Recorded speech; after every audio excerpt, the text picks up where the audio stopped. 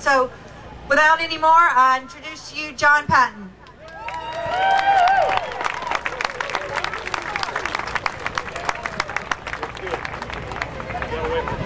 We had no idea there would be this many people here today.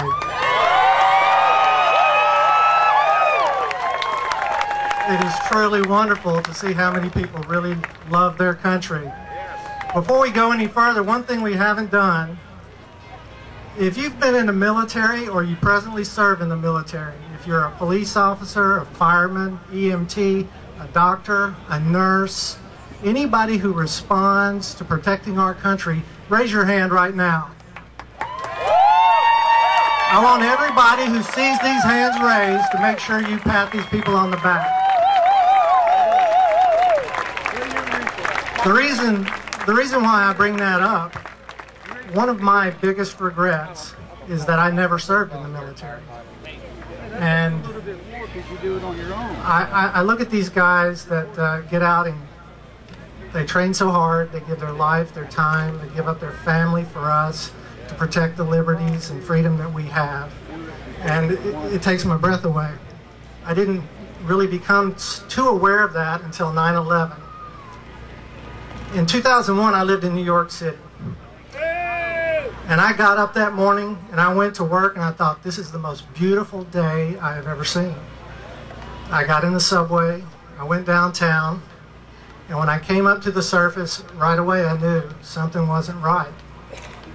So I walked over to 6th Avenue and I stared down 6th Avenue at the North Tower. And I saw smoke pouring out. And I stood there and watched. There was a lady crying at the curb. And I asked these two women that were comforting her, what's going on? Why is she so upset?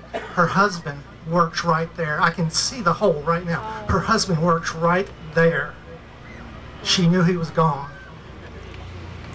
And as I stood there and looked up at that tower, I saw the second plane come across the harbor and burst through the second tower, the South Tower. Time stood still. It was like a movie. It truly was. You could have heard a pin drop in the middle of New York City at that moment. Later on that same morning, after the first tower fell, I went down to a friend's apartment who lived very close by.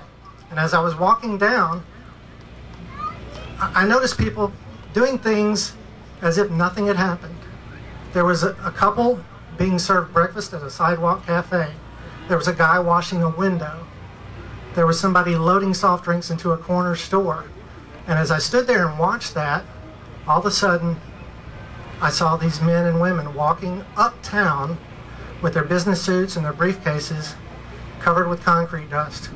It looked like the Thriller video of Michael Jackson's. Well, later on that day, we decided we were going to go to St. Vincent's Hospital and stand outside and cheer the ambulances as they came up. We were going to cheer for the rescuers and the victims to lift their spirits. It was the saddest moment of my life because we stood there for 3 hours and nobody showed up. These doctors and these nurses and these EMTs were standing on the sidewalk on the other side of the street. We were ready to cheer and they were standing there and we were both so heartbroken. The very next day, we woke up, we went to the grocery store, and we bought some groceries and we fixed these packed lunches and we took them to the fire station. And I walked up to this fireman who was standing in front of his fire truck and I stuck out my hand and his hand was so big it just swallowed mine. And I looked in his eyes and I could tell this guy left part of himself down at ground zero.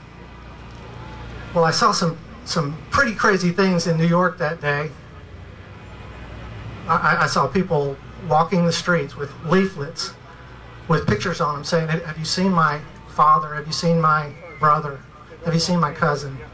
The lamppost and the mailboxes looked like bushes with white leaves because people had taped these flyers everywhere. It was truly a crushing day. But the day after, 9/12, do we have any 9/12 people here? Yeah. You know what I'm talking about. There's 9/10 people, there's 9/11 people, and there's 9/12 people. 912 people are people that realize what's happened, and we've made up our minds. We are not going to take it anymore. We are moving on, and that's what happened. On that day, I saw lines around the block where people were ready to give blood. I saw people putting stuff on the sidewalk just so other people had something that they didn't have, because some of these people were displaced out of their homes. I saw people from all over the country walking the streets of New York. I saw policemen from Arizona and from Louisiana and from Tennessee. And you know what else I saw there? I saw you. And I saw you. And I saw you, because we were all there. We were all there. It was an amazing thing to see. Let me read something to you from Tony Snow. Everybody knows who Tony Snow was? He was a wonderful man. He had a daily show on Fox News, and at the end of the show he would give a postscript to sum up the current events. And this is what he said. And if I get a little emotional, please forgive me. This was on September the 16th. He said, "Good and evil almost never express themselves as harshly and clearly as they did Tuesday morning. People we don't know slaughtered people we do, and they did it with contemptuous calm. Yet, even as the clouds of dust and smoke rose from the rubble, even as family members, tortured by hope and doubt, took to the streets with pictures and pleas, even as mobs celebrated in Gaza, Cairo, and Baghdad, something shook itself sluggishly to life, and that something is a sense of ourselves. Kindness flourished amid the flames. A couple carried a man down 68 flights of stairs. A priest crouched to give last rites as a mighty tower collapsed, and the hand of God closed above him.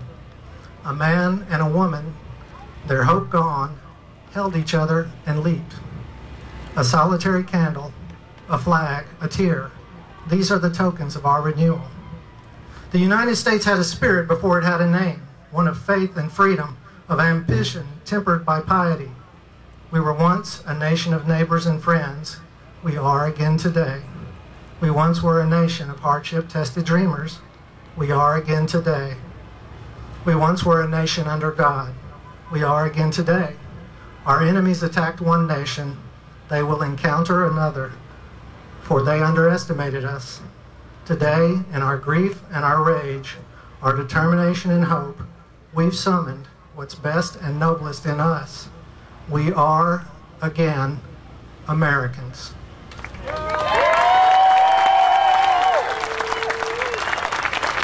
I don't know who could have said it better than Tony did in that little postscript. It was amazing.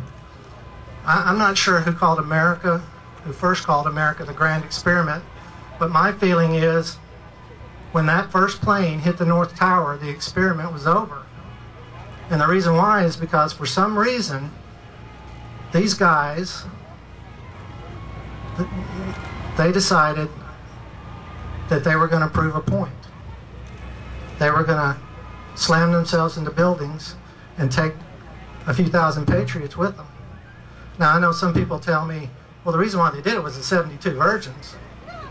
Well, you know, they aren't the brightest guys, but I don't think they're quite that stupid. At least my God doesn't think that small, that heaven is 72 virgins.